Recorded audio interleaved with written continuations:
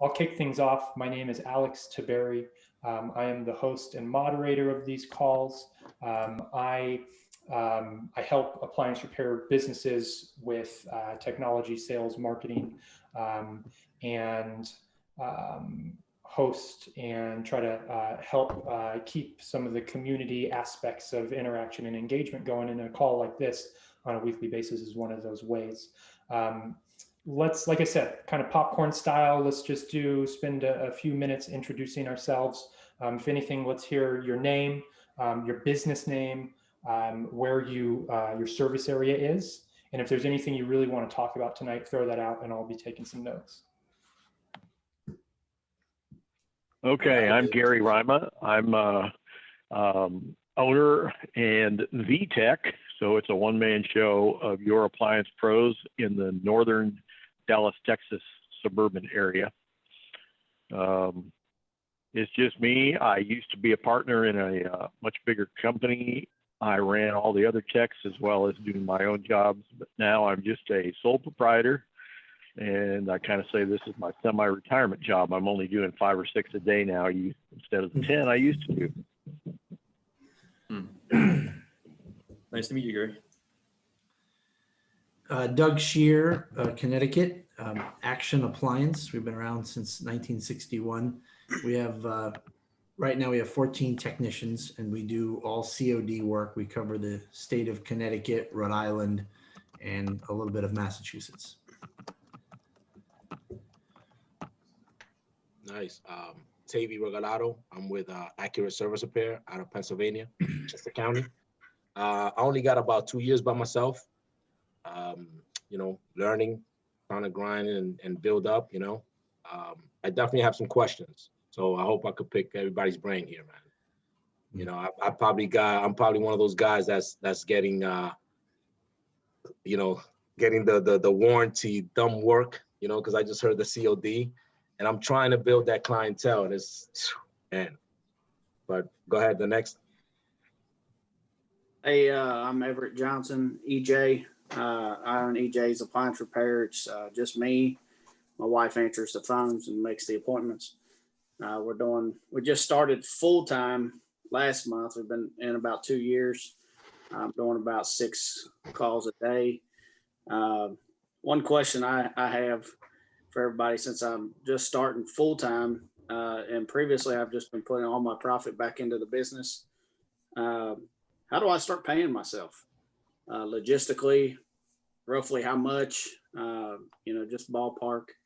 I think my business is ready to grow and start paying myself and be profitable because I've used the last 2 years getting ready.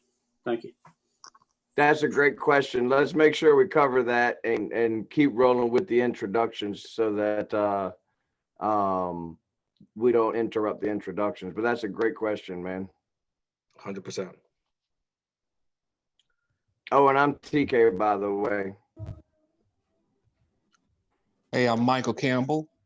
I run MLC Appliance Repair, started back in probably around May. I have like 10 plus years maintenance, used to work for apartment complexes and stuff like that. So it was just inevitable to come back to this field. Some of the same questions the other guys I have. That's basically, how do I pay myself?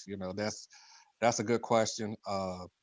Just what I can learn from those who've been in the business longer than me, that'll help me out. So that's what I'm looking for, just information that'll help me to grow and to be more proficient. I'm Zach. Anybody left besides me, or? Okay, Zach. Owner of Gordon's Appliance Repair in Chicagoland, Illinois. I bought an existing company, been around since 1977. When I came on, we had 4 technicians, and we've scaled back to myself and 1 other tech right now, cutting overhead as I'm coming around the corner to finally paying off the loans to take over the business. So my biggest question is going to be recruiting and how everyone does the recruiting process and training process as they scale. Okay. How long ago did you buy, Zach? I'm sorry. Sorry about that. Is there anybody else?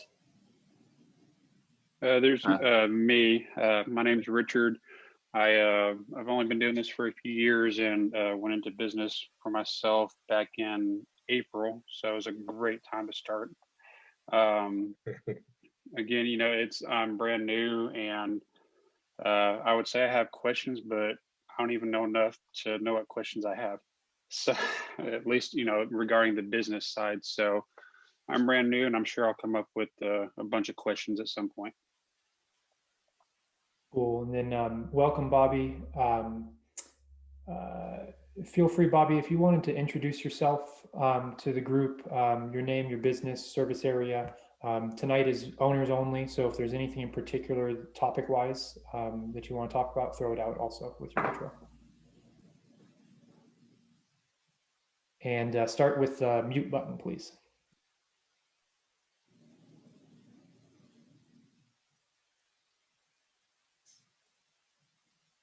Is that better? Loud and clear. Hey guys, I'm Bobby. I own Pace Appliance. I work out of St. Louis, Missouri. This is my first year as owner, but I'm a 20-year technician, and so far I'm doing pretty well. Cool. And then Glenn, I believe that we want to get an intro from you, and then I think that we should just segue over to some of the topics after your intro. Okay. Glenn Donnelly from Elite Appliance in Toronto, Ontario, Canada. I was a tech for 18 years before I started like a one-man show, like many of your stories. Right now we're in 3 cities in Canada and trying to do the best we can to be profitable and grow. Great. Thank you, guys. So yeah, just in the interest of time, for those that came in a little late or weren't able to jump in with the intros, that's fine. Let's just change gears a little bit and let's go ahead and jump on. Why don't we jump on that topic that EJ had brought up, and I know somebody else was saying they were interested. I think that's probably appropriate. Beginning of the call kind of coincides with the beginning of a company. EJ's question was around how to start paying oneself. EJ, do you want to jump in and just provide a quick bit of context and then maybe restate your question and let everybody jump in as freely as you guys would like to? Yeah. Yeah. To recap, I believe my business has made money for the last 2 years. I've put all of that profit into purchasing more tools, parts, storage building, vehicle, uniforms, decals, everything. And, now we're to a point where we're ready to just roll and run the business. I've looked into the Profit First program, the 5 bank accounts, splitting up a percentage of the gross income and, paying yourself a portion. What I need is, what's an appropriate percentage roughly, or are you guys doing hourly wage per hour, doing minimum wage to duck some tax maybe? What kind of things are you guys doing that I might need to do? And logistically, do you write a check? Do you just make a transfer? How do you track it? Different things like that.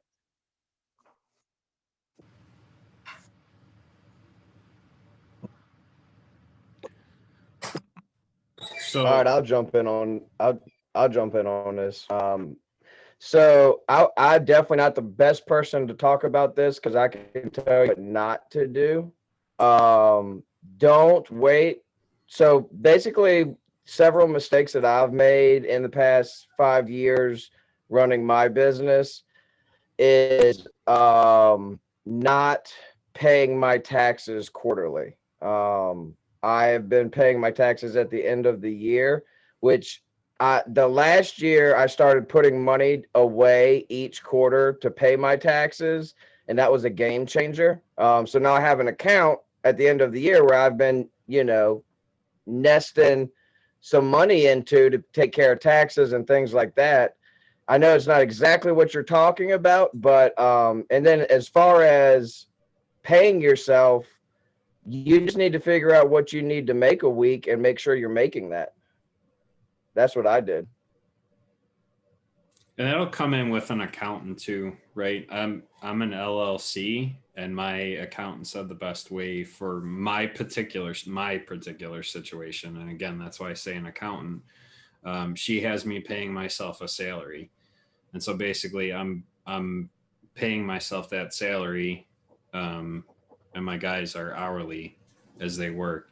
And so definitely you want to make sure you have someone that understands the tax code and understands business to kind of help you formulate that, right? Because you don't want to shortchange yourself, but you don't want to end up in a bad spot either. And EJ, my name's Matt Freeman. I work out of Southern Delaware. I just started my own business about a month ago.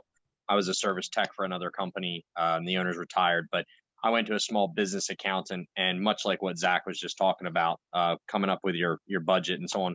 The other thing they told me as an LLC is I can actually get a distribution per month once I've hit a profit margin. I can pay myself out more through a monthly distribution. So that's something I'm in the process of setting up right now. I'll quickly chime in on a couple of the things that I've heard. So I think that step one, as I think TK was saying, first, get a good enough understanding of your numbers to understand how much you need to be making on a monthly basis in order to pay yourself, why on a monthly basis. And then second, as Zach was saying, yeah, definitely figure out or find an accountant professional that can help you figure out what sort of business structure is going to make the most sense for your business, because the type of business structure that you have is going to trickle down into how you pay yourself. I'll speak from experience of being an LLC taxed as an S Corp, and one that pays myself as a salary. Somebody was talking about paying your quarterly taxes. If you're going to be going this route where you're paying yourself a fixed salary, I'd strongly recommend a payroll software. I use Gusto. Gusto costs about $51 a month for paying myself and my wife. These are the two salaried employees. And it'll automatically take care of your quarterly taxes, and it'll automatically take care of your end of year taxes also. And then I think, Bobby, you were getting ready to say something before I jumped in. So I have a question. How many of you guys are actually running a storefront versus who is not? And did that change how you manage your company as far as the finance side? My company has always had some form of a storefront, whether customers came to it or not. We've always had some form of a shop that we worked out of. And so, I mean, I can't say that it changed anything for me. We've moved locations or whatever, but it's always kept consistent in the way we do it. I used to have a storefront until the COVID came. Lasted about 3 months. I was selling used appliances too. So since then, nothing. To answer the other question, I saved $1,000 a month, and that's helped me grow. The way I have. The reason I ask this is because talking with my CPA and my FA, I'm filing as a C4 for a LLC. And according to him, the best thing I can do is not pay myself. And I just funnel everything as a sole proprietary. Yeah, and that's why I was saying like an accountant, because they're going to know the different structures. Even if you just pay for like a one-time consulting, whether you use them all year long or not, that one-time consulting is usually worth its weight in gold to know, okay, this is the type of structure that fits my business best. And this is the pay structure, all those building blocks will fall in, because there's so much in the tax code. It's not even funny. I think one thing to remember for you newer guys that are maybe just getting started is that you're not reinventing the wheel, and there's already there's already people out there in place that you can delegate things to, like an accountant, like a CSR. And one of the things that I was real leery of when I first got into appliance repair is like, well, I don't want to pay this person. At the end of the day, it pays off to pay those people that know what the heck they're doing. I can guarantee you one thing: TK Cousins doesn't know jack crap about accounting. But you know what I can do? I can fix appliances. So you have to think about opportunity cost and what you're good at and what you're not good at. If you're good at numbers, then maybe that's your thing. But TK is not good at numbers, and my dad is definitely not good at numbers. Over here on the side watching. But at the end of the day, pay people that know what they're doing, that are going to help your business grow. So maybe you guys have been on this one before, but I run all my parts. Everything comes to my house. I run everything out of my garage. I have my desk, my office, my shelf, my parts, everything. I'm set here. So what was told to me was pay all my bills through my company. My lease, my electric, my cell phone, pay all of those through my company, because I can use all of those as a percentage of a write-off. But by doing them that way, I also now don't have to pay myself nearly a wage that I would need to, which reduces, my taxes, because I'm writing it off as a expense. At the same time, I'm cutting out, the middleman of having to pay me and then me pay them. And I think that works for like a solo type of thing like that, right? Can I pose a question to you, Bobby? Do you plan to grow? Like, do you plan to add more technicians? Yeah, I went with a branded name, or I'm sorry, a brandable name, so I can grow. But right now, I'm enjoying, what I'm doing right now, because I don't have the deal. I have free reign. Right. It's open season. The only reason I said that is because then when you decide to expand, you'll have that conversation and your accountant's going to say something different to you, right? They're going to give you a different piece of advice based on what your goals are. So it really depends on what your near term, your midterm, and your long term goals are going to end up, and how you're structured as a company. Right. Well, it seems you could only really take a percentage of your house expenses, your utilities, your lease or mortgage, whatever. So if you pay the entire thing out of the company, how does that work? I don't know yet. You can only take a percentage. No, he said it was a percentage. Yeah, 27%. Oh, so you're paying 27% of each bill out of the company and the rest out of personal funds? Oh no, I'm paying the entire thing out of company. But because I'm filing as a C4 and a sole proprietary, I have not written myself one paycheck since August.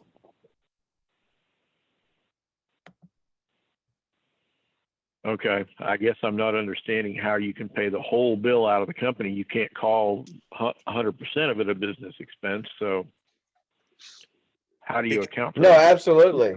Yeah, you can only write off a certain, if you're using a home office, you can only write off a certain percentage of your home office for tax purposes. You're absolutely right on that. And sometimes, depending on the area, like we had a parts supplier in the area, he wanted to build a home office, and they told him for it to be a write-off, he had to have a separate entrance, and he had to have a separate half bath nearby. Every area is different, and that's where the accountants actually come in place with what the tax code is for your area. According so it to him, depends on the state also? Yeah. Oh, more likely, probably. Yeah, I'm in Missouri. So according to Mark, my CPA, he told me that, yeah, I pay my water bill, my cable, electric, use a easy number, let's say $1,000. So I paid $1,000 to my internet for the entire year. Now, of that, only 27% of that $1,000 will be accredited as an expense. The other portion is written off, and I pay tax on that. I mean, can jump in here? Doesn't part of that, if you're just a sole proprietor and you're, I don't know exactly what the filing is a C4, but as of right now, like mine, I'm new, I don't have a great income. So until you get to a certain level of income coming in, I'm filing as, I don't know, the technical term is pass-through income, but it, I don't know how to describe it, but I'm not filing separately. It's kind of hard to explain, but it's almost like there's not a difference between the business and my own taxes because the income from the business is not above a certain point. This is from a CPA that you're having? Correct. And I'll just chime in here in case people aren't familiar with the term pass-through entity. And then I think that maybe we can shift it up to some things that I guess wouldn't be better suited for a CPA or an accountant. But yes, a pass-through entity means that your personal income and your business's income is all counted as the same income by the IRS. That is, as far as I understand, how sole proprietors work. I know that when you are taxed as an S corporation, that's also how it works. So for example, I pay myself a salary and that is my personal income. And then at the end of the year, my business is going to be profitable. It's going to be a loss, whatever it is, they both get combined together. So there are ways that you can be kind of strategic when dealing with a pass-through entity. So kind of as Bobby was saying, we pay all of our bills that are relevant to the business through the business account. That allows us to keep more of what we pay ourselves salary in the bank at the end of the month, at the end of the year. But it's always going to be different for every person's personal sort of goals, their lifestyle choices. Every business is different, etc. But just a quick, I guess, clarification to anyone that may not have known what pass-through entity means. And it can get really fun with the ways that you strategize that type of stuff. But why don't we shift gears a little bit away from at least the nitty-gritty tax stuff that ultimately I feel like an accountant or a CPA would be better to answer certain things. And let me open it up to, let's follow that trajectory. So that first sort of question was around how do you start paying yourself? Let's follow that stair step up. One of the questions that somebody had posed in the introductions was how to go about recruiting new staff and therefore training that new staff. I don't remember who had brought that up, but if you don't mind, Zach, you want to go ahead and pose that question again, provide any context that would come along with it, and then everyone can just jump in as needed. Yeah, so when I took over the business, we started out with 4. So I inherited some guys that were just there, really. And so, as we started kind of shifting trajectories, if they didn't match the culture of the company that we were going for, trying to treat the customers a certain way, we parted ways. And so as I'm coming around the bend on paying off the business loans, that's going to open up more capital to be able to bring guys in and expand and grow. And so one of the things that we've struggled with, because we've always tried to stay around, 3 guys, give or take. I've hired guys with no experience. I've hired guys with tons of experience. And like anything else, some of it's on me and the way that I learn and the way that I teach. But some of it is in finding the right type of person. I know in our area, it is hard to find people that actually want to come out and do the work that we do, because it's not the easiest thing in the world. So I just don't know what everyone's approach is towards that. I wanted to chime in on that a little bit, guys. My experience, we've probably parted ways with more technicians than we have working for the company right now. The best success we've had with technicians is somebody with the right attitude and zero experience, absolutely zero. A while back, one of the smartest things that I think I did was really examine my business, because I knew how to make money, but I found I was losing money in a lot of areas I would call black holes in the company. I think we all have them, right? So what I did is I hired a consultant, well, a programmer, and we built our own application to run the company from scratch. So basically, my technicians can't itch their butt without me knowing what they're doing. So I know it sounds kind of extreme, but it really helps us. We've gotten a lot of new Canadians. So let's say people coming into the country that really have a vested interest in applying themselves and trying to build a future for themselves. They seem to they have a different attitude. They're not like, let's say, the common Canadian, because we have the same problems. They don't want to work either. Young guys now, coming out of, let's say, college, they're lazy. We just had a guy quit that we trained for 6 months. He had his gas license, he had refrigeration, and we started him off with 4 calls a day. We had to put 1 call into him as just an emergency add-on. It was a wire harness for a range. He said he got so stressed out, couldn't sleep. And next morning he just came in and quit. So, and that was, of course, somebody that was local. Any of the people I've hired that are, say, immigrants, completely opposite. They work so hard, and for the most part, they're successful.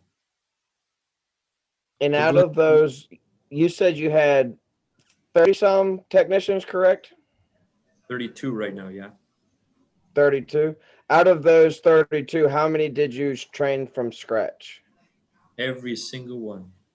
That's amazing, man. Kudos to you, brother. That is So freaking Glenn- awesome. You're my new role model, Glenn.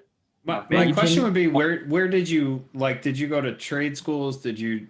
How did you start that process of finding people from scratch? Well, yeah, I should mention too that, my service manager here in this office in Toronto, he's also the instructor for the local college. So we we planned it that way, planted him in there. So he works, now he's working online. So he's my service manager. He also trains the local college. But the problem is at our local college, we're not finding, let's say, young guys that decide they want to be an appliance technician, because who does that, right? Nobody does that. Right. We're finding guys that are looking for a second career. And even to find a candidate that's worth, let's say, training, we're finding very few. So it's not really working out. It's working better for us if we referrals, actually, some of their friends. We've got guys that used to be waiters working here. I mean, it's kind of crazy.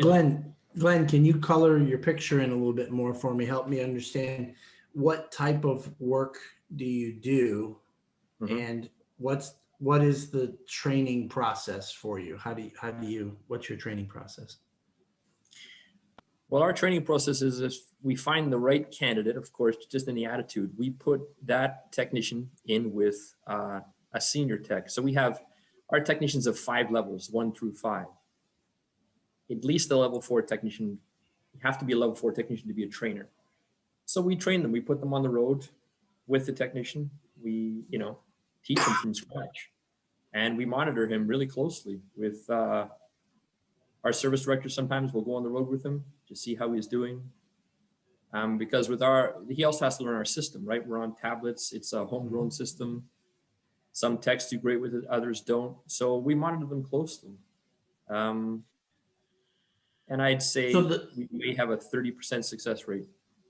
So the starting rate, would you compare the starting rate of a tech from scratch to a retail position at a Walmart or a donut shop? I mean, where is your pay scale when you're looking for someone with a good attitude that wants a career? if you pay them more than you want to, then you need to get them on the road faster than you want to. Right. But they got to make a living. So what's that success rate been? You know, A success rate, like overall success rate for technician training, about 30%, maybe a little higher than 30% is the success rate of technicians actually making it, because we say making it is being here for at least a year. I mean, 6 months, 8 months, that's not really, because there's that stress point, right? After about 4 or 6 months, the techs started getting a little bit more calls. They get really stressed out, see whether they can handle it or not. It's really like a breaking point. So they can make it a year. Usually they last. If they don't make it to the year, it's kind of the breaking point we're finding. 6 to 8 months is definitely that's Yeah. definitely that break That's- zone. That's it. Yeah. Can I ask you a follow-up question? Because you said you started out as like a one-man op. So Yeah. walk me back the years to where you were the one-man op. I was Bobby. I was Bobby working out of a house, renting the top floor of the house, putting the parts in my garage. I did all that. Your process. Let me clarify your process. So like you have these like level 5 techs now and level 4 techs and stuff like that. Obviously you didn't start that way. It was you. And so like what you can quick summarize it or whatever, but yeah, like sure. how did you scale through What that? was the key to getting your systems in place to do what you're doing now? Thank you, TK. Oh, Yeah, okay. I got you, bro. Well, the key to getting all the systems in place. Truth is, working on my own, just like you guys, I worked my butt off. I did a lot of warranty work. I still do a lot of warranty work. I have zero budget for advertising. I don't advertise a penny anywhere. It's never worked for me. As we grew, I was pretty lucky with some of the guys I had to train. I guess the first commercial area I had was I actually partnered with Reliable Parts in Toronto, and I co-leased a building with them. So what we did is I didn't have any truck stock inventory. Through the system that we built, we would just have our system automatically request parts that we would need for the following day. Our techs would go out, just about every part they needed. So our completion rate was high.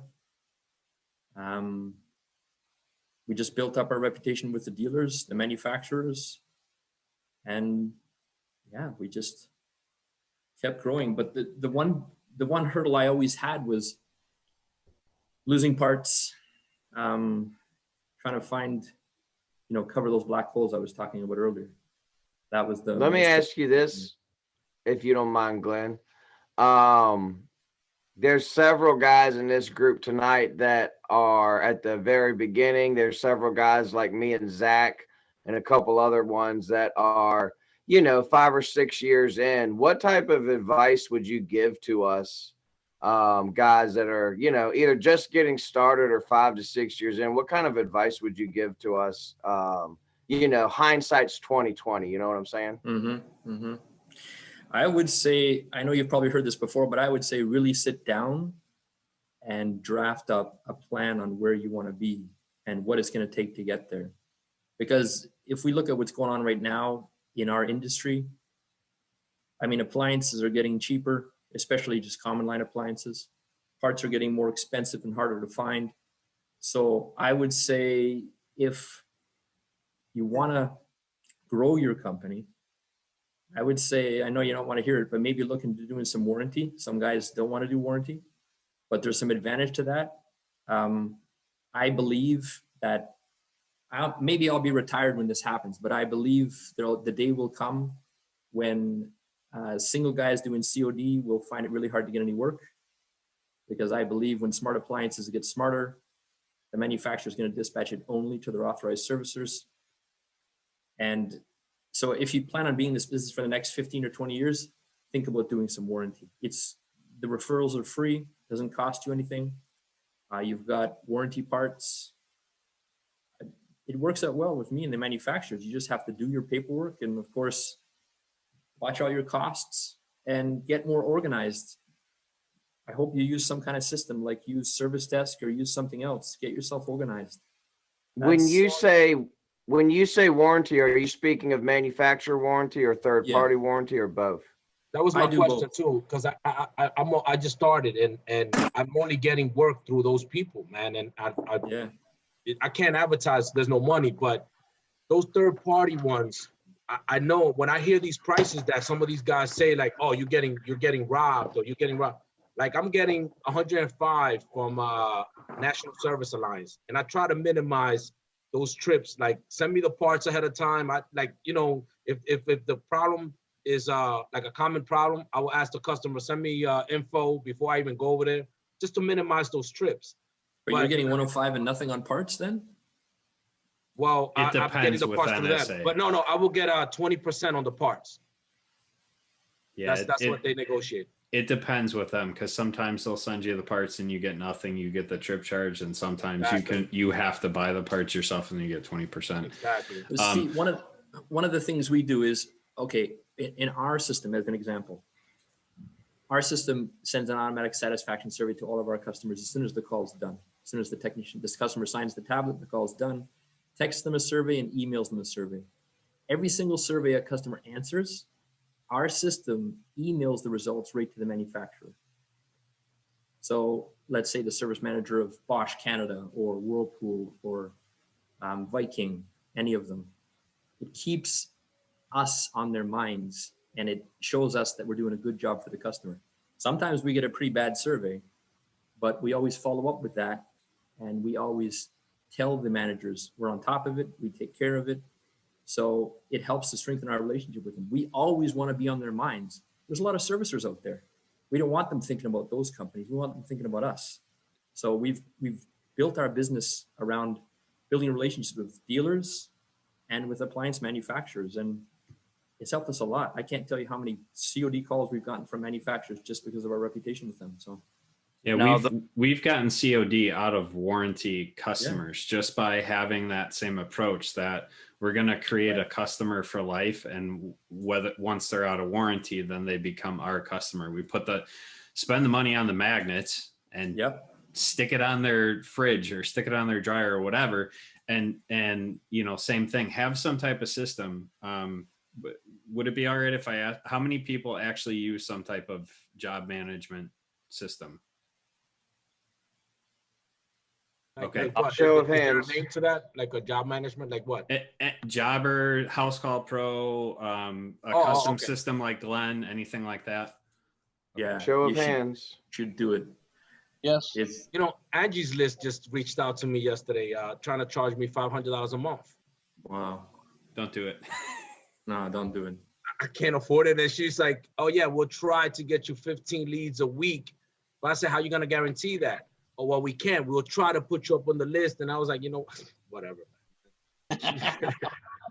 Yeah, don't do it. I did it for about 2.5 months and it's no good. All right. So I'm side of the fence here. I come in the door swinging on Google ads. I tons of that warranty work. And like with Samsung, for a prime example, it's mandatory to have a review. That review then reflects your score then reflects your rate, and that affects, you know, what you're actually able to, you know, judge and get a bid on for your future, you know, calls. But you can do that through a job management app like House Call Pro. We send a review link and it'll funnel through 3 different directions. It'll funnel through Google, it'll funnel through Facebook, or it'll funnel just into House Call Pro, which we can then import into our website. What Samsung does on their own. This isn't anything. He's talking about the satisfaction scores for Samsung. Oh, yeah. Okay. Yeah. Correct. And that affects your overall score as a company, and what your LTP is and what your length of time per ticket would be. How many red tickets you guys have? What is your first time completion rate? All of that's going to actually affect, you know, that minimum, you know, dollar amount of $110 or $98 per call. Now, I'm a different side of the fence. I started my company in August. I spend $2,000 a month in advertising. I get 200 COD tickets a month. I run on average 50 calls a week by myself. All of mine are pure COD. I don't use any type of Angie's List or Home Advisor, or anybody. I generate all of my own leads, 100% in-house. So my profit ratios are very good because I don't have to deal with any of these, rated jobs. If I want to go to a call and look at a dryer, I'm not going to get stuck into a $115 profit. I can make COD money on that call, and I make that on every call. You got a Samsung contract with their No. factory? Oh, No, I used to be pretty high up in like 2018. I actually took #1 LTP technician in the entire country. So now I'm my own show. I get to make my own rules, and I get to go by my own rates. So I don't want to have a customer that, they couldn't understand the CSR they're speaking with Samsung, or they don't like the product because it's 6 months in and it's already breaking and they think it's a piece of crap. So they're going to give you a 1 score, no matter what it is or how good your service is, because they're already offended before you even step into the light. Yeah, I hear that a lot from other That's the problem servicers with that do CSR. Samsung. It's a big problem. Hi guys, So, this is Kenya. Sorry you can't see me at the moment. Heck of a day, and I'm in bed and exhausted. But question for you, Glenn, because you do a lot of the warranty work, and that's literally how I started also. How do you do it with your technicians? Do you pay them commission, or is it just straight hourly? It's got to be up. By the way, Kenya, are you the ASTI winner? Yeah. Wow, yeah, I saw your Go picture. ahead. Cool. That's cool. She was one of the winners that just kept winning that night. She won a lot of Wow. stuff. Wow, that's great. Hey, Kenny, I missed you. I missed it too this year. Like, really, I need it. Well, Kenya, to answer your question, I have a mixed bag of techs. So I have contractors and I have employees. They're all paid based on their production. Employees get their salary plus they get commission on top of that. But contractors are paid purely for completed call. So that's where I am right now, because 95% of my work is through third-party warranty. And I'm doing the COD. I am actually marketing old school postcards. It works. But I kind of want to figure out a way of, because key performance indicators from the warranty company is one thing, but something in-house where I can track what the guys are doing, how much productivity they're actually doing. That's what I need to get to, and then to see if I can do commission on the COD jobs. Maybe get an app like House Call Pro or something like that to I help have you out, or House Call something. Pro, but I think I'm just struggling. Maybe I'm just tired at the end of the night and don't want to see how many jobs they actually did and and all of that. Yeah. Kenya, I know with I use Dispatch Me, which I have many complaints about. But one thing I do like about Dispatch Me is that there's a report section, and it shows your guys' numbers, and there's all sorts of different graphs and things like that I really don't understand. But my secretary says that it's very important. Yeah, all that stuff is in House Call Pro too, Kenya. I'll connect with you on Facebook and Okay, no we'll problem. get you connected. So just go ahead, Glenn. Oh, sorry. Just wanted to say one thing. The only reason why I didn't use any, let's say, app like Service Desk or something is because I really like to have total control over my business, like total control. So I said, I talked to a couple. I talked to Service Desk. I said, well, can your application do this? They said, no. They said, will you do this? We're not sure. So I thought the best thing to do was have it designed to run exactly the way I want it to run, every step of the service call. So I went out and had my own design. It's an idea if you want to do it. I mean, it's a big undertaking, but it gives you total control. I mean, you can come up with an idea. A lot of people think in the shower or in the morning. Your mind's fresh, right? You have an idea. Oh, I'd love to do this for my customer. I send a message to my coders in the morning, and in a couple of days, it's working. It's live. Then know, I'm so- curious, how much time and money, whatever you feel comfortable sharing, but what sort of investment did you need to make both in the initial to build out your custom in-house software, and then same question for sort of the ongoing maintenance and development? Well, I had to shop around and I had to try to find some coders I was happy to work with. Luckily now there's websites that you can actually tender jobs to, and you can explain to the site. There's a lot of coders, small companies that will look at the project. They'll actually apply to work with you.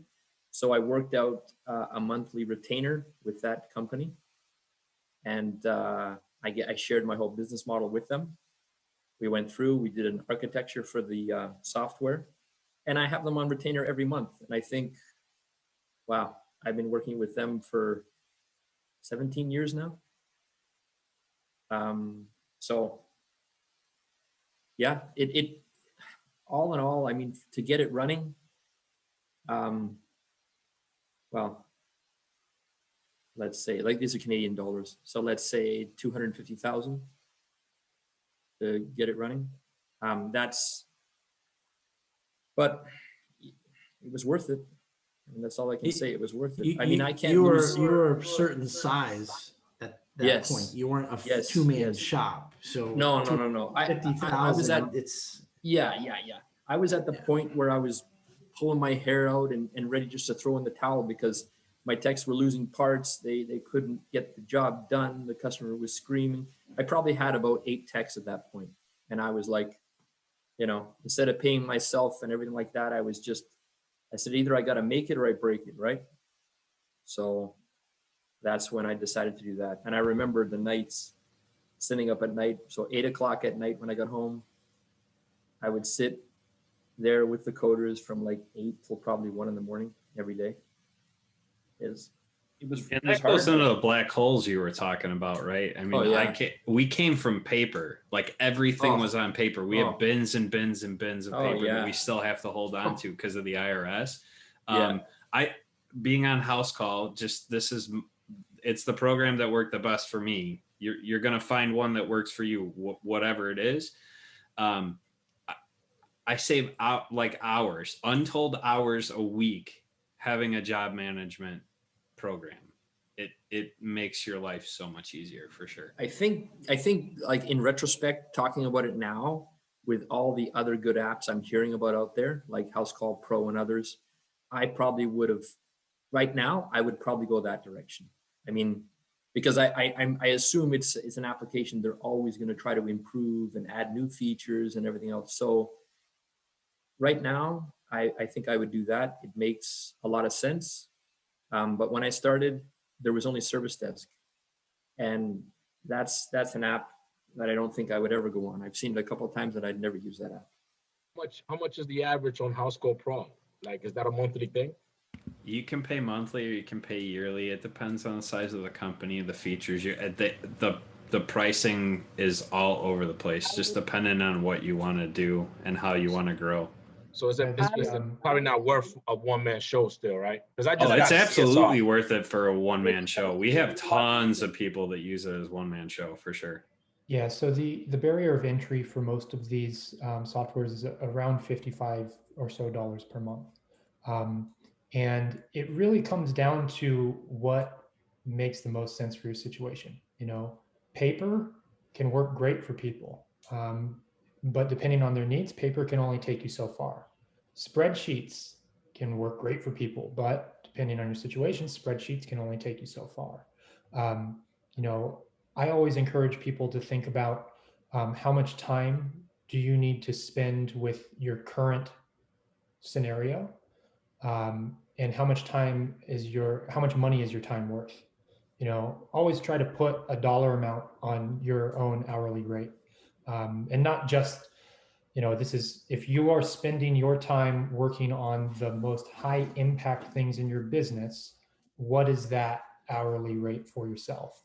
And then look at the things that you're spending your time on. Depending on your situation, maybe it makes sense to be working on paper. Maybe it makes sense to spend that $60 or so a month and do House Call Pro. Maybe it makes sense to have something custom developed.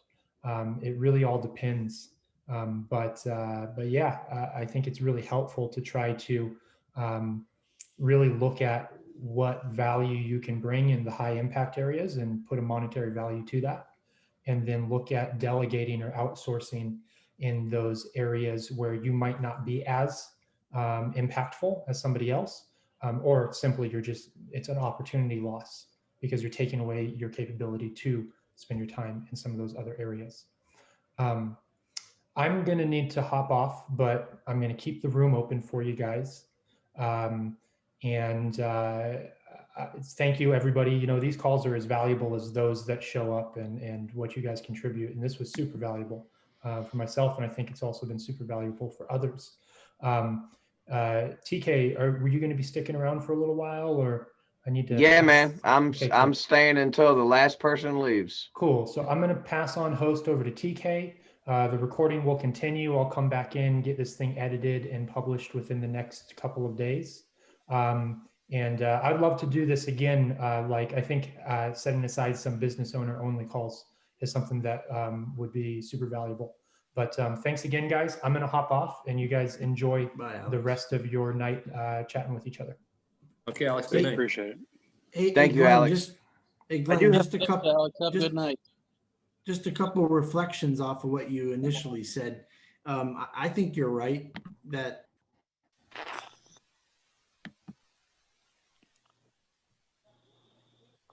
Hey, Doug, when I just passed host to TK, it muted you.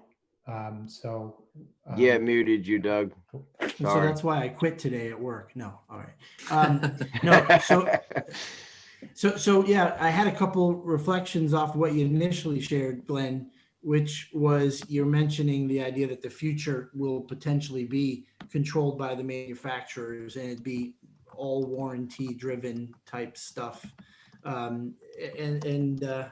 So being a C.O.D company for more than 30 years, I'm starting to wonder if we might want to start to make sure we get in the door a little bit.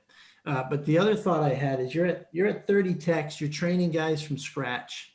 We're at 14 and we hovered at 4 or 5 for many years, but from 2007 to now. So how many years is that? A lot, right?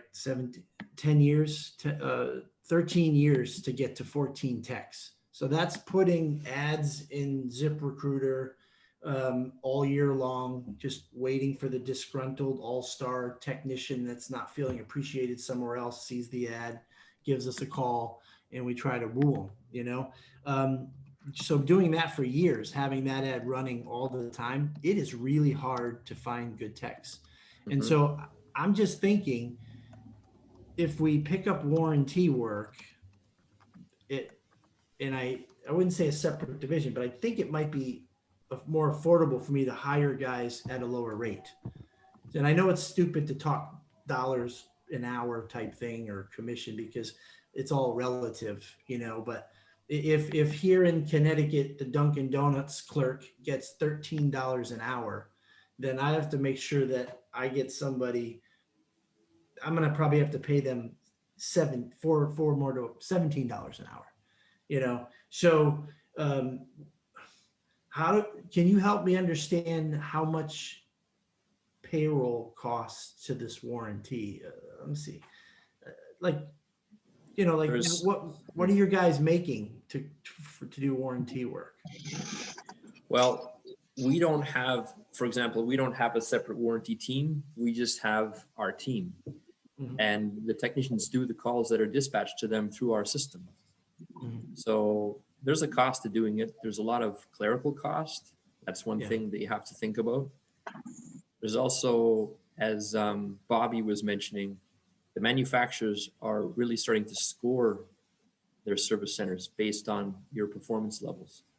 So I think the days are disappearing where companies can just go in and do a warranty call and get it done when it gets done. The companies that perform better are going to do better, and they're going to get more service calls. So It is challenging. I talked to a couple of friends down in the States that have companies in appliance servicing.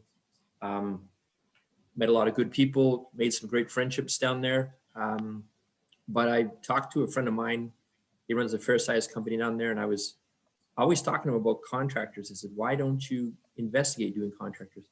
He was too scared about the IRS. And I said, wait a minute here. You've got Amazon, every single one of their drivers is an independent contractor that does nothing but drive for Amazon. You've got a couple of the cable companies. Every single cable company truck you see on the road is owner operated by another company. So if these companies can do it, you could do it, is what I'm trying to tell them. Because first of all, you've got such a better opportunity for your technicians to make so much more profit. You're not worried about, like, I don't know anything about American tax law, but I guess it's somewhat similar to Canada. I mean, think of it. You're not paying their income taxes. It's different. So I would just suggest that maybe you look into that, because you talk about the cost you have to pay for a technician versus somebody that works at Dunkin' Donuts. If you offer them a job as a contractor, a good contractor can make, say, 10, 11,000 a month, you know? So that's really enticing to them as well. Try to make sure you have always other opportunities for these guys. Let them grow. I mean, as I open up other areas, other service areas, I give my technicians, level 5 technicians, I give them an opportunity to work with me in that other location. I give them shares. I offer to sell them shares in that separate company, you know, so that they don't see a glass ceiling. They know they're working with us. Right. They have a future, you know. But those grumpy old techs that have worked at Sears for, 30 years, whatever, I wouldn't touch them with a 10-foot pole. Never. I do have a question. Go ahead, buddy. I wanted to bring this up because a lot of everyone's talking about, training from scratch and, grabbing all these new technicians. What are you doing for the liability of these technicians? I'm sorry? The liability, the insurance. How many times they screw up and scratch a floor or flood a basement. I mean, I have to assume that insurance payment's got to be outrageous going for that many years with all the new technicians. Well, you know what? That's a really good question. I can't say I haven't had claims before. I have, but luckily, knock on wood, if I had any here, I've only had one claim I've had to pay. Everything else has been, not our technician's fault. Accidents are going to happen. You can't avoid them, right? But the most important thing is training those technicians with a guy you trust. And I mean, I remember the first technician I had was my brother-in-law, right? The guy, he worked at Home Depot. He said he wanted to be a technician. I said, okay, sure. I had him in the truck with me every day for a year, and I paid him. I paid him what he was making at Home Depot, same thing. But that was when I could hardly pay myself anything, right? So I trained him every day for a year. I taught him sealed system. I taught him gas. I taught him everything. By the time we went on the road, he could fix anything, but I couldn't spend a year with any new techs after that. But I always have guys that I trust training the technicians, and we constantly monitor them. But like I said, we only have about a 30% success rate. So on the guys actually staying around. So there's a lot of failure there. You're gonna flop more Yeah. than you succeed. Absolutely. I want to say Absolutely. something quick. People like Glenn are really needed in this. I've been sitting here just listening to him. And me, I started my company in October. 2020. So I've only been in this for what, 3-4 months. And I only started my company personally because I had to. I had no choice. Because I put in applications all over Central Pennsylvania. I was willing to drive up to 2 hours away to get into appliance repair, and nobody would give me an opportunity. And I'm sitting here teaching myself everything I need to know, learning how to run a business and all of that. And I'm gonna end up taking out some of the people that wouldn't hire me around here. And Glenn is training people from scratch, people that are hungry, people like me who will eventually grow his business because they are somebody who's hungry and somebody who's passionate about appliance repair. And people like Glenn are just really needed that are going to give those guys that are out there that are hungry the opportunity, because there's not many appliance repair people out there. I know firsthand. I probably put in like 30, 40 applications before I quit HVAC to get into this. And I was literally willing to drive 2 hours each way, waking up at 4 o'clock in the morning to get somewhere at 6. So Wow. I just want to let you know, like, keep doing what you're doing, dude. That's amazing. Because Yeah, but you're the kind of guy, that kind of attitude. That's the kind of attitude that we need. That's exactly that. If I could find One 2 of you, question, I'd be Taz. set. Yeah. One question, Taz. Does the customer get a necklace with the appliance repair? That's my wife's that's my wife's jewelry. I told Taz I was gonna cop a couple of them necklaces from him, but he hadn't sent me none yet. But I hear you saying, Glenn, you got really lucky. Like, it's that the successes that you have sound like you ended up in a really lucky spot, got a really great guy, and then that kind of helped propel the next thing. Doesn't mean I'm not trying to take away from your work ethic, but listen, I was really lucky. One thing I forgot to mention, I married an accountant too, so that helped. I should have said that earlier, right? Are you? Oh yeah, there's the answer. There's the secret to his success right there. It's his wife. Sauce. It's not him. Secret sauce. Yeah. Hey Taz. Hey, I'm in Chester County, man. If you know what I mean, if you're not that far, you know, we could definitely link up, bro. I'm in Lancaster, so I'm in Lancaster, Amish country. Oh yeah, I'm always up there too, man. Yeah, I'm gonna hit you up privately, man. All right. That's where my family's from. That's something that I just recently did. So the lockdown in March actually worked well for me. Well, of course, ASTI in January worked well for me. March, actually, the break allowed me to create a 13-month apprentices program that I'm going to be doing in-house. I was supposed to implement it in 2020, but that didn't happen. I actually emailed to the high schools for the juniors and the seniors who have what's known as privileges. They go to school in the beginning of the day for the first 4 hours, and then they can leave campus to go to work. So what they'll actually do is they'll come into the office and they'll use the Master Samurai program. I'm like you, Glenn. I got to make sure they're doing it. So they have to come to the office to do it. And then from there, I have some appliances in the office. I have another owner operator who has like a storage facility that has some appliances there. So they'll be able to, play with those. Then I'll just put them on the truck for, dryers, and go on the truck with them for just dryers until they do each and every level. It takes 13 months because I also partnered with Career Source, which would be Manpower or whatever job employment agency funded by the government in your area. They approved us. We pay the apprentice, and they will reimburse us 75% of the payroll, up to 35 hours for the week. So it's not as bad to say, hey, I'm spending out this amount of money on this person who's learning, who's going to take probably 6 months or more before you can actually, put them out. At least 75% is being paid by the government. So I partnered. And what's the name of that program, Kenya? So here in Florida, it's Career Source. So let's say if you were unemployed and you were looking for work, whatever agency you would go to supposedly find work for you, they have apprenticeship program. All I had to do was tell how much it was going to pay, what exactly the position will be. The person goes through the same procedures, interview, background check, and everything. It's just that they cannot have another job. So I guarantee you, I don't have that in Virginia. We're a Commonwealth. We don't do things like that. You're a little That's special. awesome. So and then so I Career Link. I'm sorry, Kenya. Career Link is it?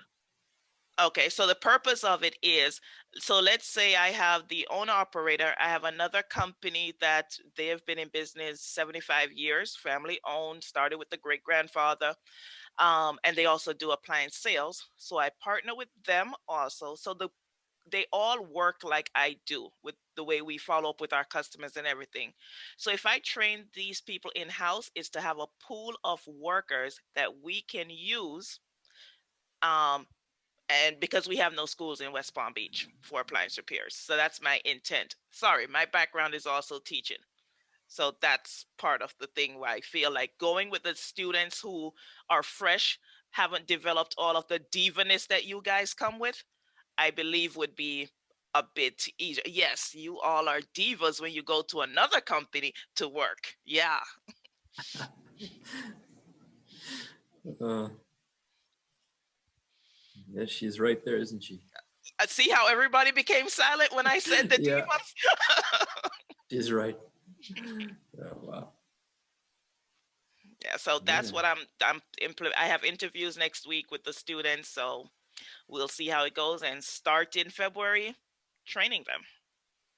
Hey, I That's got a awesome. question Uh-huh. on warranty. If I could maybe switch a little bit. Some of these warranties, like I don't know if anybody heard of like Warrantech.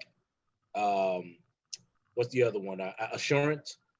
They throw so much work at you, right? Obviously they don't pay like anybody else, and they go by what they pay, supposedly what they pay everybody in the area. I try to negotiate, because I get from Warrantech, I get so much Samsung work only because they used to cover H Gregg before they went out of business. So they were the ones giving them, I guess, the extended warranty. So HS Gregg went out of business. Now all the Samsung work, all the the refrigerator ice maker issues, right? So I was knocking them out, and because I knew the problem. I mean, that's like easy fix kind of thing, right? I was knocking them out, and I know my what's it called, the callback, whatever, the repeat calls were low, right, because of that. So I try to get them to give me a raise. The guy never called me back. Like it was just so kind of like rude. Is this the first time you guys hear that? No, it's not. Sometimes No. with field service managers, it's really hard to get in touch with them. They send them emails, call them. Yeah, I think that's a problem all across North America, really. Yeah, I feel like as far you're talking about with warranty people, right? Yeah, so I think they're like the third party one. So you're trying to get in touch with your contractor relations rep to raise your prices. Exactly. Yeah, I had a really great thing going with my contractors relation rep locally. But ever since COVID hit, it is completely like he's non-existent. We email him, and it was funny because I was transitioning to a CSR at the same time, and when that happened, he's just like non-responsive now. Like there's no feedback. But as far as your prices go, man, your prices are your prices. Like when it comes to my thing with warranty, how do I say this diplomatically? Get what you can get, buddy. Get what you can get. There's a lot of things you can write up in a warranty job that will increase your profits. Do it honestly, and do it the way that you should do it. But don't shortchange yourself just because you're working for a warranty company. I'm going to say that, and I that's feel all I'm like going they to say took about it. advantage of me because I started and I was desperate for work. So obviously I'm gonna try to get these somebody to get me the clientele. And who is it? They both were paying the same according to what they paying everybody else around my area. That's what they say, right? And then I go into the Facebook everybody owner stuff, and I hear like these, oh, you can always negotiate it, you can always do this. And I hear some of these prices of some of these guys were getting paid. I was just like, man, I'm getting robbed. Well, no. It depends on which one, because when I started, their name was at the time Cross Country Home Services. Now it's Cinch, it's under Home Shore, it's Sears Home Warranty, it's a whole lot of things. Now I used to be parts and labor with them. I switched last year to be in flat rate with them. I think it's 125 for the simpler jobs, 255 on the more complicated job. First thing I did was I removed refrigerators as one of my choices with them because I wasn't planning to waste my time on seal system repairs for them to pay me $255. So that was number one.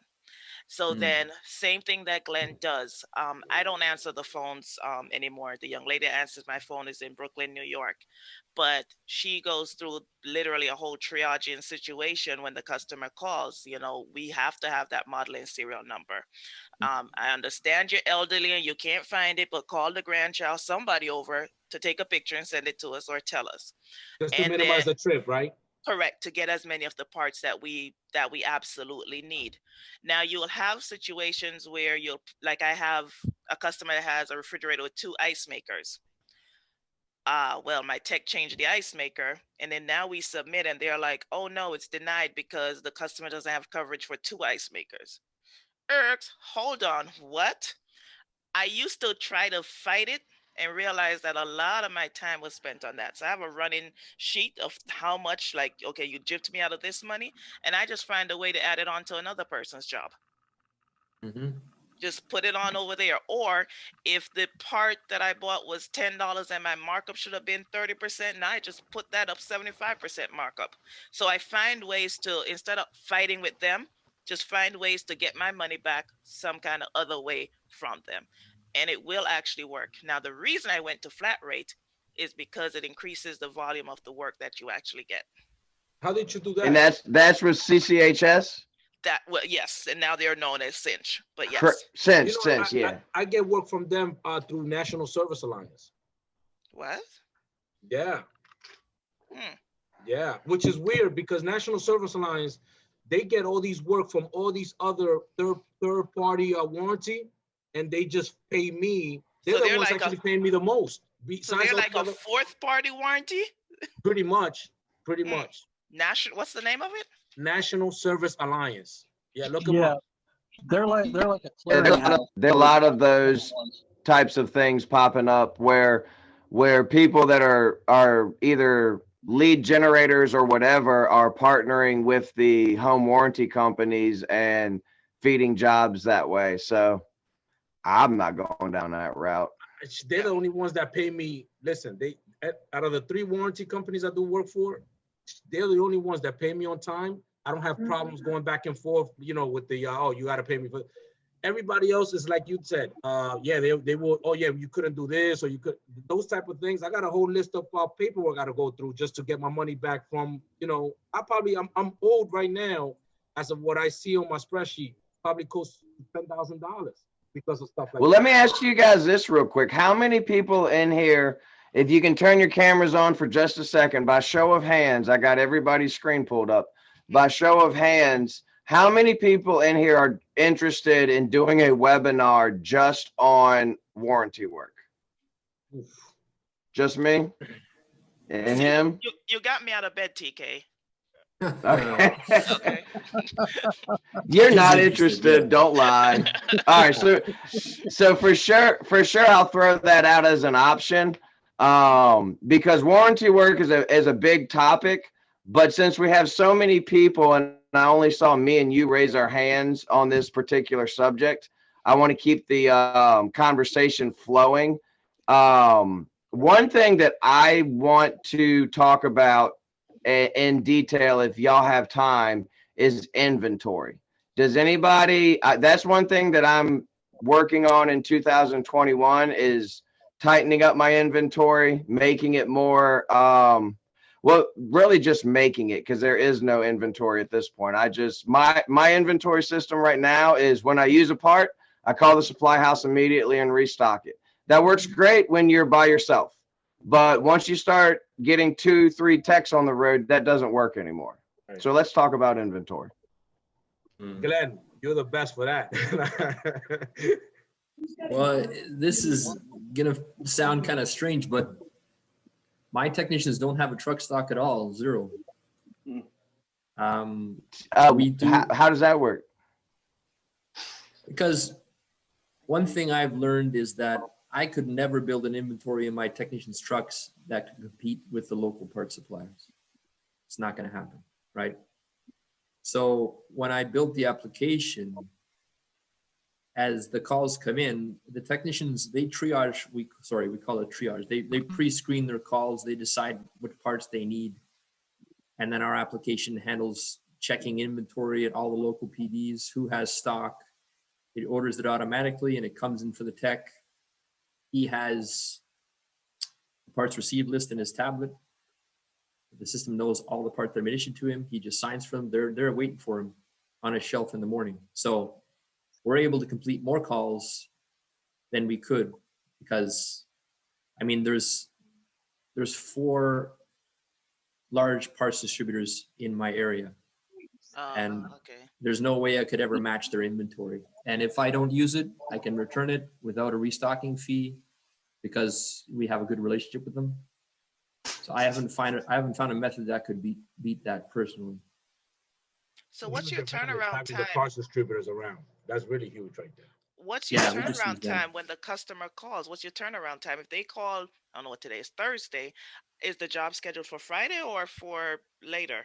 It depends on what type of call it is. If it's a COD call, it's scheduled as soon as the customer wants it.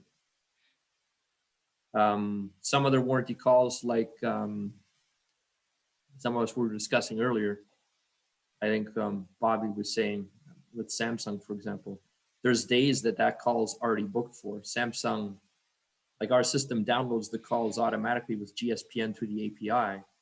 My server and their server are communicating all the time. So calls come in the middle of the night. And we have to go for the day it's booked for, because of course we're judged on all of our LTP and satisfaction scores and everything else, right? Okay.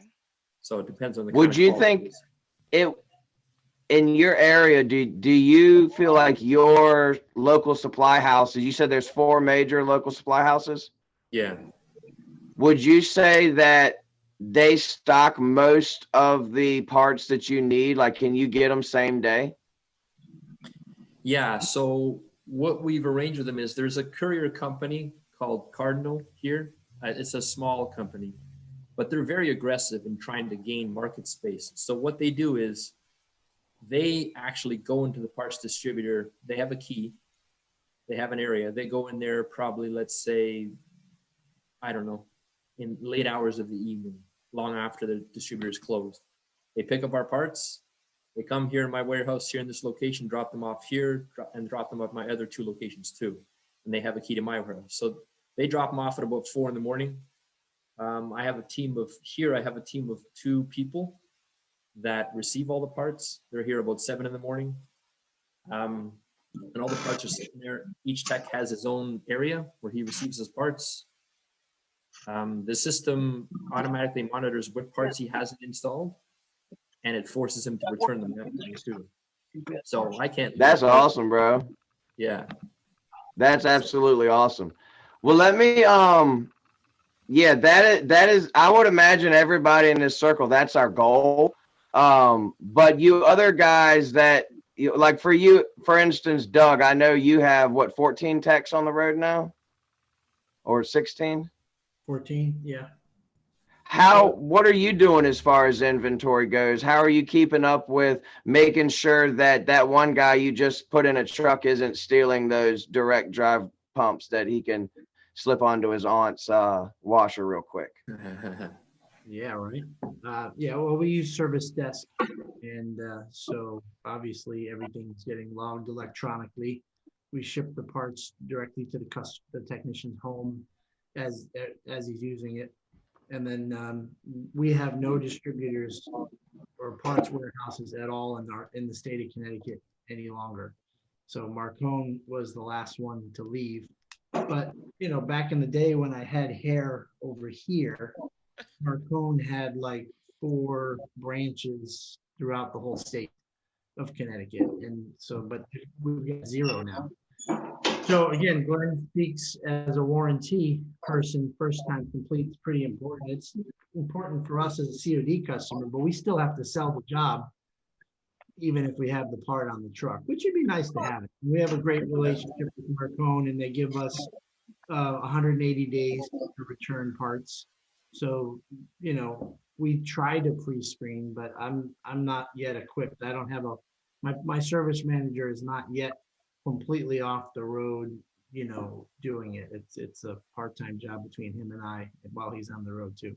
Yeah, but So sorry, Doug, that's one thing I just wanted to mention real quick.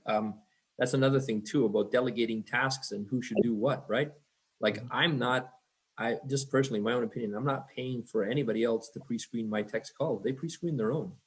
Right. That's just the way I'm sorry. I get kind of passionate about these things sometimes. Like, because the problem we've had too is that when technicians have somebody else pre-screen it, well, they'll complain, well, you ordered me the wrong part, you didn't get me what I wanted, why'd you pre-screen that? When the techs pre-screen their own calls, they're responsible for them, right? They're responsible for their own outcome, their own productivity.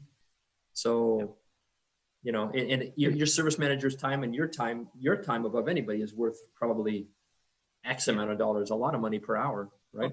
Yeah, I agree. Delegation is very important, Glenn. I mean, it's ridiculous for me to be doing something that I'm way overpaid to do, Right.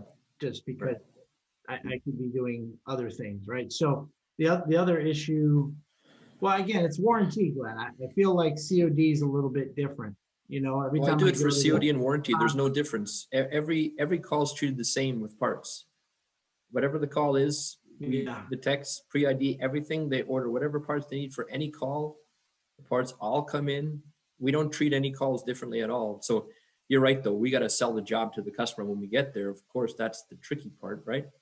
But we treat every service call the same. We try to make it an opportunity to. I appreciate that. Yeah, you hate to think that it doesn't apply to me because that would be terrible. You got to stay open-minded. We're a same day, next day kind of company. Maybe 2020 that was a challenge, short-handed. But to be out the same day or the next day, and I've been still searching for a company that's similar to us, that we're all COD, more than 10 guys. And how do you accomplish that same? Because you got to be same day, next day with COD. We do a weekly cancellation report. So like this past week we booked 290. Our cancellation rate was 42%. The week of Christmas, the cancellation week was 42%. That is terrible and atrocious, but it's all tied to the whole Thanksgiving, Christmas week where we're off a day and we're pushing out too far. So we know that if we're not booking as a COD company, if we're not getting out after 2 days, there's a chance we're going to lose that call. Mm-hmm. So in our best season, slow season, March, April, May, June, we're at like 18%. And service desk will track your reasons for canceling. Some customers lie. Most of the time it's the truth. Fixed it yourself, decided to buy new, the wife booked it to someone else, found someone sooner. But those are the ones that sting. Found someone sooner. So but this past week I almost puked when I saw 42%. But we were booked out like 7 days in most of our areas. And that's too far out, So try to pre-schedule. See, booked out 7 days, I could pre-screen, have the tech pre-screen and pre-schedule and get the part in time. But when you're trying to do same day, next day, it's a little bit harder, I think. You can sometimes achieve that with, we've done that with some COD customers. They call in and we got about a 95% idea of what's going on. It's a pretty common thing, but the part is not in one of our local vendors or within driving distance. Hey, we have a real good idea of what's going on. This is real high probability, but it's going to take till this day to get the part in. Are you available on that day? And I'd say 9 times out of 10, it's not every time, but 9 times out of 10, they're like, oh, yeah, sure, I'll wait. If you're going to come with a part and at least try and fix it in one day and I don't have to take another day off, I like that. So. I use that in a very reactive way. Like Saturday, a guy calls me up because I've been feeling sick. I got tested.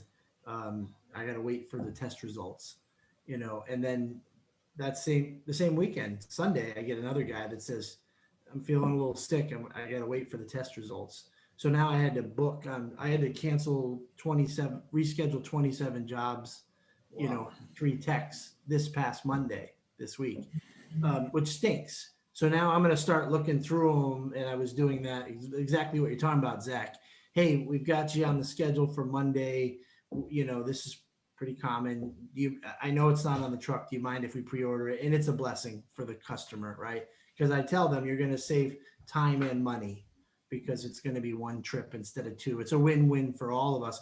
But I do need to maybe find a retired appliance guy or someone to start to, that's definitely my goal in the next 2 years, is to get somebody off the road to be looking through it. I know what you're saying, Glenn. You're right. No matter what you do, by the way, you're going to lose, right? You know, if you direct ship to a customer, some of them are going to install it on their own. If you have a courier, then your tech's going to tell you that the courier didn't give it to them, right? And it's just it's a never win most of the time, right? You know? Yeah, well, what we do in that situation is when the parts are issued to the technician through the tablet, they have to physically receive each part and sign for them. Yeah. The system sends them a receipt and sends a receipt to us too. So we know what parts they have. So does the system. But you're right. I mean, it's all about the law of averages, right? How many calls can you get done in one trip and how profitable can you be? That's I mean, right. we're always going to hit problems. There's always going to be issues. We do the best we can with what we have, you know? Back to inventory, TK, I got like 900 parts on our truck stock list, but 2020 was not the year. My parts manager it's on his to-do list. It's maybe 3 much down. We need to skim that down. We need to get rid of some stuff. And boy, oh boy. Did you say 900 parts on each truck? Yeah, but that's too much. It's too much. Some of it's outdated. Service desk will tell us, and Marcone will tell us how many we used a year. If we use it 3 times in a year, we'll put it on everybody's truck, you know. Yeah, but Doug, does service desk age parts? No, Marcone does. No, what I'm saying for your inventory. So for example, the inventory that's in your vehicles, right? Does service desk age it? This part has been on your truck for 82 days. Because no, but we can run a report and look at how often we use that part in a year's time or a month's time. Right? Yeah. Yeah. I think what he's getting at is you can be leaving money on the table though if it's just sitting there and it's aged out. Totally. That's what I'm saying. Like, how do you keep with so many brands and so many different models and so many different like parts? How do you always keep like? I understand there's a few that are just like, you know, but man, that's my black hole that Glenn's talking about. Is, you know, Glenn has gotten it to, and every time you see on Facebook, hey, what's your vehicle look like? Somebody always wants to bring the smart car out with the tool bag, you know, and his little 5-in-1 on his pocket, and he's bragging, but it doesn't work for me. But I know that I'm losing here a little bit. I got to come up with something. I got to work on something. But that's like another thing, Doug. That's one of the reasons why I built my own application, because of that problem. So it's a problem you recognize, right? So what we do is because I know we have 90 days to return any part to a parts distributor. Mm-hmm. Any part we have for whatever reason, let's just say we do have a part on the shelf, customer can't be booked. It's aged 85 days. Our system builds the returns list every day. The girls that work in the back that do parts, there's no human intervention to think about what parts need to go back. The computer populates them all on one list. The girls go, they scan them with their barcode scanners, and the system makes a bill of lading back to the supplier, and the parts go back. Well, so I don't have to worry about a part that ages to 93 days. Yeah, but like the Walmart of appliance repair, bud. A jazz board and a Whirlpool compressor relay bake igniters, they're not going to age out. That's what I'm saying. Is my truck stock? Oh yeah. Too fat. 900 is too fat. Like I remember one year, Whirlpool came out with an inverter board refrigerator with a high voltage board that was behind the clear glass on the back wall, and guys were ordering them, and then they were getting it wrong. I'm like, let's just throw that board on the truck. It was the dumbest decision ever. 13 trucks, $190. And then a year later, we look at it, and I'm like, well, that was stupid, right? So Doug, I'm sorry to interrupt you, but I just want to toss this question in real quick. Is there a rule of thumb that you go by as far as, okay, if I use this part 3 times this year and it is not ridiculously big and it is under $75, I'm going to stock 2 of them on the truck or something like that? Do you have that type of rule of thumb, or is it more complicated than that? Or how do you decide what to stock and what not to stock? Yeah. Those are the variables that we use. I think it's 3 times in a year is what we decided, but that might be getting kind of, now it's getting crazy because there's more expensive parts, boards with cores and things like that. So it's something that I'm not spending time on, which I need to. But and we're all, I'll throw this in, and we're all adapting to this new part shortage. So one of the things that I've started doing personally is parts that I would have ordered one, because I'm just stocking for my truck. Parts that I would have ordered one last year and 2 years ago in 2019, I'm ordering 3 or 4 now, because when they come in, I don't know when I'm going to get more of them. That's just a little tip. I'm not going to charge you guys for that. Thanks, man. I guess that also depends on your location to a parts store too, because like I run 2 pack outs on my truck and I keep all the basic igniters, a couple of each. I have some of the common thermal fuses, that kind of thing. I used to run a jazz board. I don't run a jazz board anymore. I have the roller kits for stuff, but like House Call Pro, I can see a day or 2 ahead and I can go, okay, well, I can run and grab this from the parts store. I can run and grab this from parts store. It's 5 minutes from my house. So that can kind of vary. If you're close, you can definitely, like Glenn, you got 4 huge ones right by you. You can. And I think. Go ahead, bud. You don't have to keep as much in your truck. You can run smaller, just looking ahead a little bit and going, okay, well, I don't it's know. probably You guys going to saw be this. my techs drive Honda Fits, tiny little cars. We don't have any. You're one of them. I told you. Yeah. It's You him. see they're tiny little cars. It's so funny. And I think, well, here's my question. So I'm a big pusher of pre-trip diagnosis. And I think what you're doing, Glenn, is awesome. I'm more on the Doug style of doing things now. I'm stocking as much as I can. So what I'm kind of gathering just from listening to you guys talk and looking at the 2 different ends of the spectrum, really, is you need to teach your techs and yourself, because we're all guilty of being lazy when it comes to pre-trip diagnosis. We need to teach ourselves and our techs to pre-trip diagnose. And if our local supplier readily has that part, there's no sense in us necessarily paying to keep that part on our truck.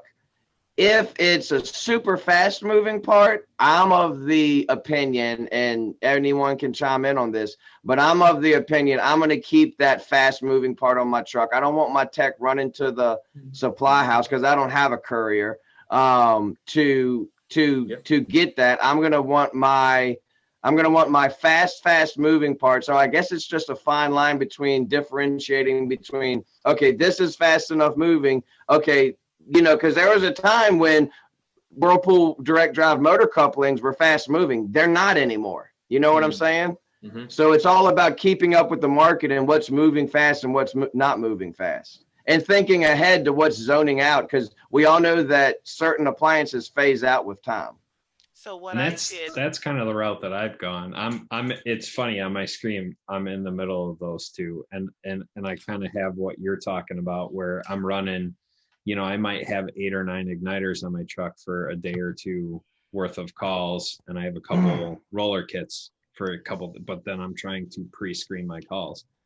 Or if you have the option, like Dr. Dan, who I see down there, have a Miss Jessica, who is a CSR that is literally the best at diagnostic in the world. That's luck right there. That's luck right there. Well, I contacted, my Marcone is down the streets from me, so that's no problem. But basically contacted them and asked what's gave me the list of not only what I purchased, but what other companies are purchasing also. I actually spent one weekend and went through the entire, because he sent it to me as Excel spreadsheet, was good. So I went through and checked 75% of the parts they have at Marcone, or I can get in a day. So I was just like, there's no need. Marcone does like I think a $5,000 truck inventory, and then in 90 days time you could return whatever you don't use. Well, I didn't want to get $5,000 worth of things to put in my office and then have to go figure out which ones we did use and didn't use, since 75% of that list is already at the Marcone store, and I go there every single day. So it just kind of depends on where you are. How does Connecticut not have a supply store? What are you guys doing with them? Crazy. I mean, Albany, New York is 1 day away. So it's just that you can't go in person. That's all. It's that if you order it before 3, it'll be there tomorrow. You know, so if I don't know, if a customer needs a control board for a range and we're there at 12 and we sell the repair, one of my parts guys is going to order it 20 minutes later, and then it's going to be there the next day. And we tell the customer. Didn't think a tri-state area would have no supply stores. You know, I expect that in the Midwest somewhere where nobody goes. That's because Marcone is like the mafia of the parts world. They've been buying everybody up and rocking up the business here. So I got 7 Sunbergs within like 5 minutes of me. So wow. Yeah, not really. But they're literally all around it. I can drive in no time to a Sunberg. Well, let me emphasize something that Glenn does really well, and I can't tell if you're a type A personality or not, Glenn. Does it have to be your way, or do you like it? Absolutely. Okay, all right. So no, but I work with running a tight ship. You mentioned black holes. I can tell you right now, my technicians work from home, and they rarely come to the office because there's no appliances to fix there. So it's kind of stupid to have them come there. But the downside is that I don't get to see them that often. So that means that they're doing 7 or 8 to 10 service calls a day, and they have returns and they have cores. And we pick up, we schedule every 3 weeks to pick up their returns, or meet them at a service call and pick them up, or they might come to the office if they're close by. They might not know where those parts are. It becomes an organization thing. It gets hard for them. They start to complain. You gave me a Nissan NV. I can't fit it. Hey, my wife moved the box out of the garage. I don't know where that part is. So that is a problem for us, but Glenn's guys come in every day. They grab I'm guessing, Glenn, I never visited your place. They grab bin 6, which is theirs, and they take it and they bring back bin 6 and they give you back what you used. And he's got a really tight system there, but I have to worry about parts. I have to worry about why they don't have a bake igniter on their truck when the system says they have 2. Right. So it's hard. It's hard. So when you guys start to bring on people and you're bringing them to the warehouse to pick up, you better have a nice type A, Glen A type personality and be tight with those parts. So what do you do about vehicle maintenance? Well. Vehicle maintenance, I have a Google Doc that every week, Tuesdays, they just fill out the Google, they click on the link and they put the mileage, they answer the yes, no questions. And then we have a little app a link that they can upload their pictures into of the 4 tires, the treads on the tires. I'm just curious, guys, does anybody have any contractors at all? Glenn. Yes. No, Glenn's the only one with contractors. Only me? Yeah. What do you mean by contractors? I'm sorry. Hey, Tiki, I want to say this real quick. I built a relationship with the parts distributor right around the corner. And with them only, I'm probably averaging easily, maybe 10 CODs, every 2 weeks, something like that. But they just throwing them in slowly. And that just started happening. So I was going to tell Taz that, whoever's around your area, build a relationship with them because they would definitely throw people at you, man. You can steal them to come and work for you. For sure. I have a good relationship. Bring them a coffee in the morning. first repair I did, even before I started the company, I was with VMV. I signed up with them and everything. They've been giving me a couple calls. I'm in with a couple property managers, stuff like that. So I'm doing okay. I'm not getting calls every day and stuff, but that's partially my fault because I'm trying to refurbish at the same time. It's gonna come down to where I'm like gonna have to choose at the end of the day, and which one I'm gonna have a good And don't rush it, Taz. Like, it's gonna happen. Like, one thing that I want to encourage you to do is just, I watch all your YouTube videos. I watch everything you post on Facebook, and if you continue down the path you are and keep the mindset that you have, it's gonna happen. And I can just tell you this: there's way more money in service than used appliances, so that's gonna be your bread and butter. Yeah, I'm just kind of like in this situation right now because I want to move to South Carolina. Like October, that's my date. I'm out of here. I don't care. And kind of like I don't want to build everything up and then get stuck here because it's like, oh my God, I'm at 100,000 a year, or I'm at 200,000 a year. Like, I know in a year I can build it up like to crazy lengths, but I just want to get out of here, and I don't want anything to keep me stuck here. Well, I understand that. City, man. He's not like me when I left New York. So I'm from Harlem originally, and now I live in Amish country. I love the country. Hey, like, Washington Heights. Washington Heights. Taz, if we open, I'm from 129th Madison. If we open a location in South Carolina, would you work with us, Taz? Listen, I told TK to open up a part down there. I'll run it for him. But yeah, I'm definitely looking for something to do when I get to South Carolina. It's either going to be me opening my own company, or it's going to be me working for somebody for a while to get to learn all that technical stuff, like the really, really technical stuff. Because I got the basics. Well, I can go in and basically do anything. But it's like when it gets to the technical stuff or something I haven't seen before, then it's like I'm hitting books, I'm Googling, I'm doing all this. But yeah. When are you planning on moving?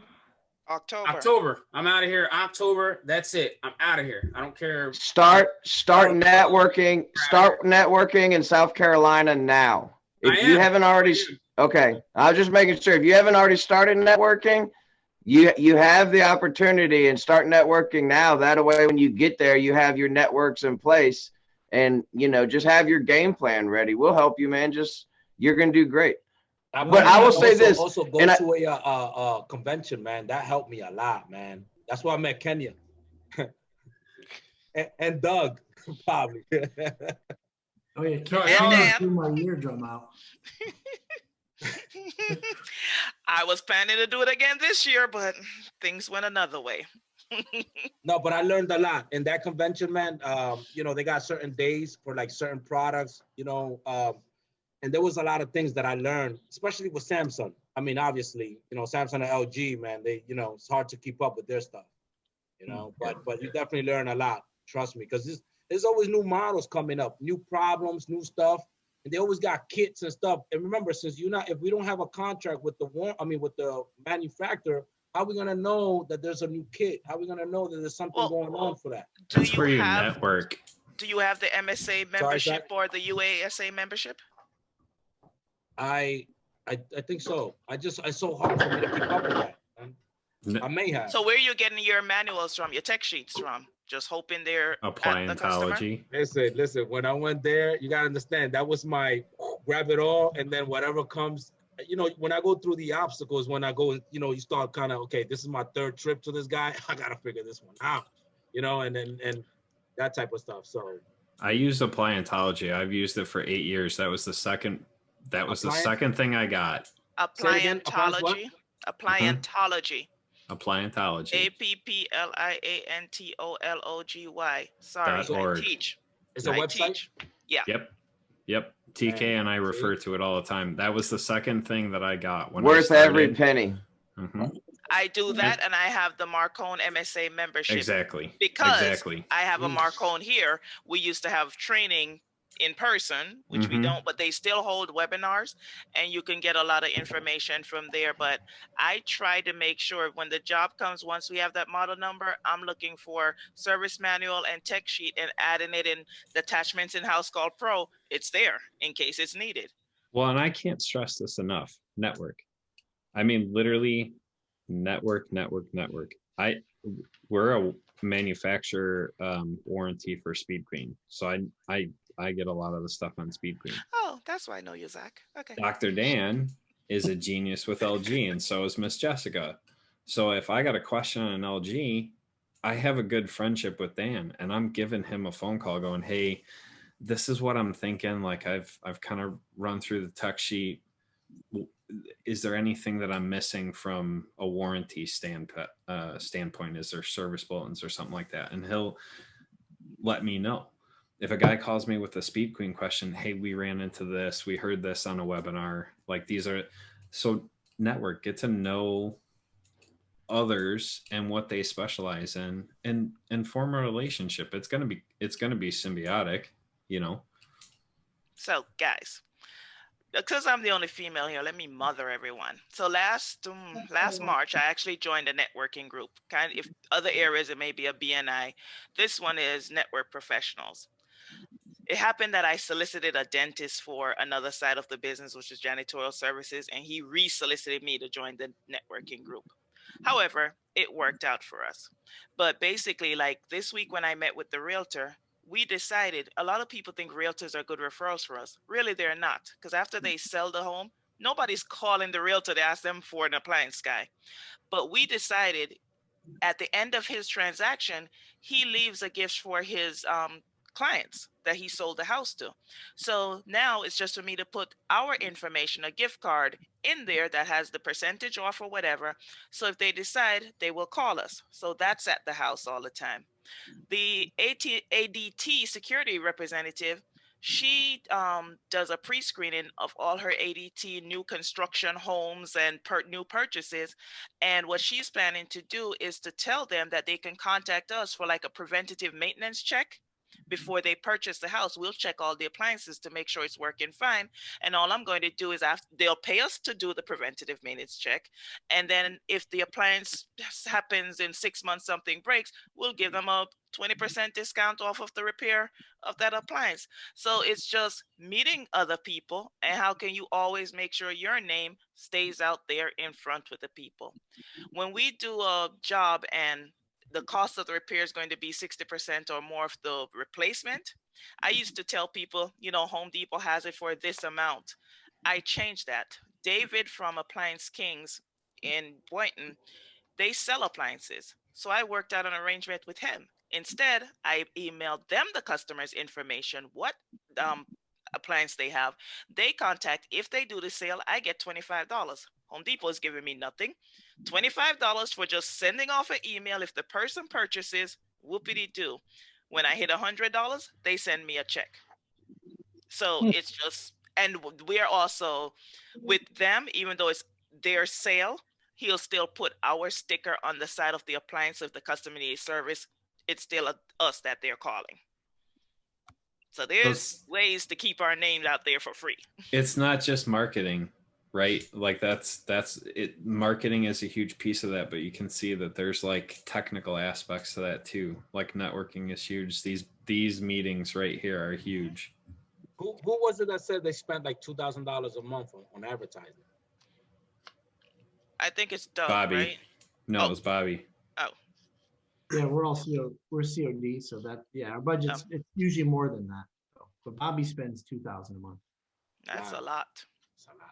It all depends on what your business goals are, though. Like that's one thing that TK and I have talked about. You have to know what your short term, your midterm, and your long term goals are, and that's going to determine what you're going to do with your marketing, with your technicians, with your, you know, that's going to determine everything that you do. Hey, Glenn, you don't advertise. You said that you don't advertise, right? No, we don't. Did you do it at the beginning when you had like maybe just 1, 2, 3 technicians? No, I didn't. I've never advertised at all. Because it was warranty. Yeah, I did. We did at the beginning. It was almost all warranty. So my goal was did to try to, market. You did Pardon me? market. You did market, right? You went into a customer home and you were right. Yeah, my trying to goal make is them to, a life. Well, that's free that's right, right. there. My goal is to win that. Yeah, my goal is to win that customer, like win them for life, right? That To was try my to- goal. That's how I Yeah. looked at it. I was like, I'll take this little cut, I guess, and I get a lot of customers through them because of that. And I'm Yeah. appreciative on that end. But like I said, it's just the fact that I hear so many people actually getting more, on their warranty pay than I was. I'm hearing like, I just heard somebody talking about 150. I was just like, I think some people don't necessarily tell the truth about what they're getting with warranty, and that's not just. I know I'm 100% new to this, but I think that some people kind of lie online. I'm just throwing that out. Yeah, Well, and yeah, it depends too. 150 for a warranty call is a lot of money. that's what I'm saying. I was like, man, and that's what made me make the call. Like, hey, man. Yeah. Well, like Dr. Dan, you're a master for LG, right? Like, so you Yes. probably have a higher rate than anyone else. Yeah, they pay us a little bit more. You also can buy parts straight from LG, which you can get them a little cheaper, that type of thing. But the reason why we did a lot of warranty, I did mainly warranty when we started in Phoenix, was because I saw it as, one, it was good base money coming in. It got me into the customers' homes. We picked up a lot of COD that way, without having to do any marketing. And the way I looked at it was the little bit that I was losing off of COD instead of doing warranty instead of straight COD, that offset what I would have been paying for, say, the newspaper and all the different marketing and stuff. So I lost a lot of money trying to at the very beginning, trying to figure out how to get more calls, and it just seemed warranty made more sense, warranty and extended warranty, because the work was definitely there. Hey, Glenn, do Canadians like to work more than 8 hours, or how many calls does a Canadian do, or how many hours does a Canadian work? Our techs do about 8 calls a day. It depends on the tech though, because in the system we have, I think I mentioned earlier, we have like level 1 tech all the way to level 5, right? So each technician has a profile. So based on his level of experience, we have a set amount of points. So for example, a level 1 tech, you can get 4 points a day. So basically that's just 4 calls a day, right? As they work up through different criteria, then the system, we change their profile to the next level, and the system applies those rules to that technician as to how many calls you're going to get. But the maximum is 8 per day. What about the mile radius on these techs that you're doing? Like, what about like their distance? It's a really small distance. They're not driving a lot because we have zones in the system in our application. So we just assign, like in Canada, we have postal codes. In the US, you have zip codes, right? Yeah. So in each zone, we have a set of zip codes. And when the service call comes in, the system will dispatch the call to the technician in that zone. When we create the work order, it just sends it to him automatically in his tablet. And he pre-IDs the parts he wants, and the system handles the rest, right? So yeah, a level 5 tech, or the highest level, the max he'll get is 8 points or 8 calls a day. But we would call like a system job 2 points, because that's not just a basic call. If you're doing a Viking built-in with evaporator, heat exchanger, and compressor, maybe that's 3 points, right? But if the technician requests 3 points, he has to request 3 points for the application, and that has to be approved by his service manager. If the service manager doesn't approve it, he can only get 2 points. So, we do watch them pretty closely. Hey, Glenn, a lot of the way that you run things is kind of where I want to go with my business, where like a lot of it is automated, computerized, kind of futuristic, just to be honest with you. But a lot of the concept that you have reminds me of the E-Myth. Is that a book that you read or anything, or did you just come up with this on your own? Because I literally just read the E-Myth, and like a lot of what you're saying, like you gamified your employees with the level thing. It's just like hearing you talk about like, oh well, this guy's a level 2 tech, this guy's a level 5 tech. Like that makes it kind of like a game. Like that makes you want to chase to be better. Yeah. And get up to that higher level. Yeah. Well, after level 5, we actually have white glove. So that's where technicians actually have a different uniform. They're part of the white glove team. That's a different level of tech. But no, I mean, a lot of the ideas, even the levels that I described, my service manager actually came up. He designed the whole levels for me. We talk about it. You know, we meet once a week. Once Fridays, we have our meetings. And my team comes with a lot of good ideas. They really do. So we work together. You know, we try to improve things, right? So it sounds like it's good to work for you, Glenn, for real. So for somebody like me who wants to get to where you're at, well, like I'm one man. I have a shop, like separate from my house, office separate from my house. I'm doing refurbishing and service calls. Like for somebody at my level where I just started in October, I'm profiting every month. I'm able to pay all my bills every month, but I'm not, you know, profiting I'm not hitting my numbers yet. I want to profit at least $3,000 a month. I'm probably hitting like between $5,000 and $1,000 a month profit. That's with buying tools and stuff that I need. But for somebody like me to get to a level of where you're at, what would you suggest that I do now that can get me on the track to where you're at? Well, it sounds like you're a pretty dedicated guy. You know what you want to get done. You know, in October, you're out of there. You want to go to a different market, right? Yep. So I would really seriously sit down when you have time and draft up your goal, where you want to be 5 years from now, 10 years from now, 15 years from now.